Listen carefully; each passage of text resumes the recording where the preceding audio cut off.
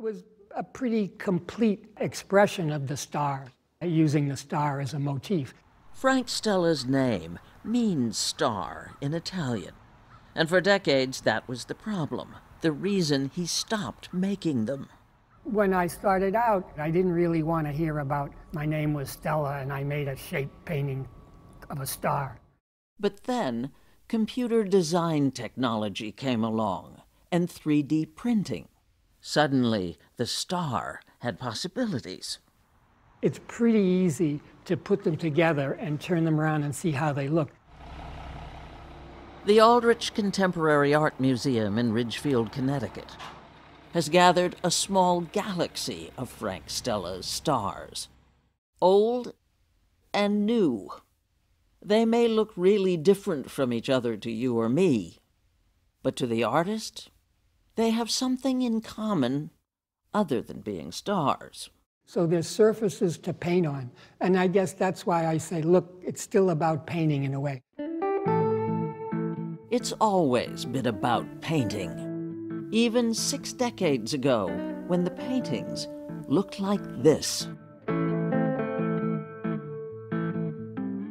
In 1959, New York's Museum of Modern Art put some of them in a show, and then bought one. Just out of Princeton, in his early 20s, Stella was a star. He's been one ever since. Whether in the auction prices his work commands, at $24,500,000, or the accolades he's received. The 2009 National Medal of Arts to Frank Stella. Frank Stella is recognized among America's greatest living artists. According to The New Yorker, he is to abstract art what Bob Dylan is to music. Those painted surfaces Stella talks about, they've changed a lot over the years, morphing into giant collages that turned into sculpture and then headed in the direction of architecture. Why abstraction versus figurative? Because I didn't like people that much. I didn't want to make Really? Yeah, I mean, you know, everybody was doing that. Or I didn't want to spend a lot of time drawing from the model. You know, when you see that poor girl sitting up there on the chair after she has to take off her bathrobe and everything, it's pretty pitiful. As Stella pushed the boundaries of abstraction, along the way he developed a few artistic obsessions. It's been 20-something years since Frank Stella became fascinated with the idea of turning smoke rings into art. That's how we started our story when Sunday Morning profiled him in 2007.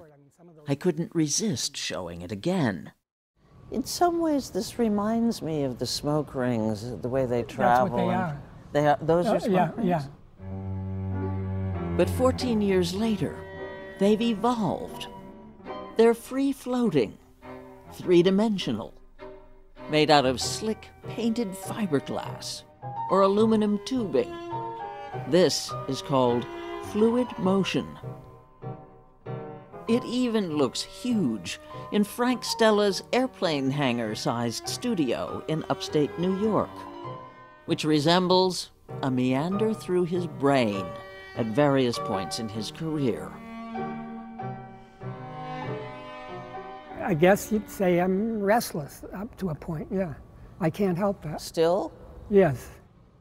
At 84, he's still tinkering with the forms that interest him. We call that a puff star. That's in carbon fiber.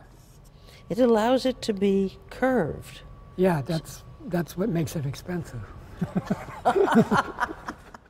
These models only hint at their full-size versions. This looks like it's coming after me. Yes, but it's contained in here quite a bit, so it is looming, as they say. It certainly is.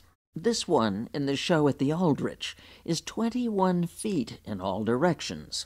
I just really like the feeling of the carbon fiber and the detail of what it actually looks like.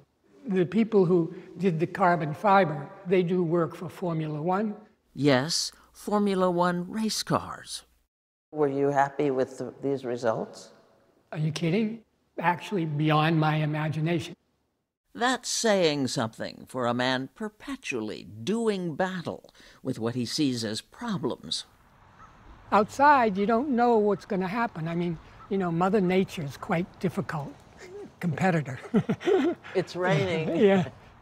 Frank Stella, who spent a lifetime keeping the human form out of his work, admits that humanity has crept in anyway. And they feel quite comfortable here. So They feel comfortable? Comfortable, yeah. You talk about them like they're people. Well, they are. You know, I mean, they have to have a certain kind of life of their own and a presence of their own. They seem happy here. Does that mean Frank Stella has mellowed?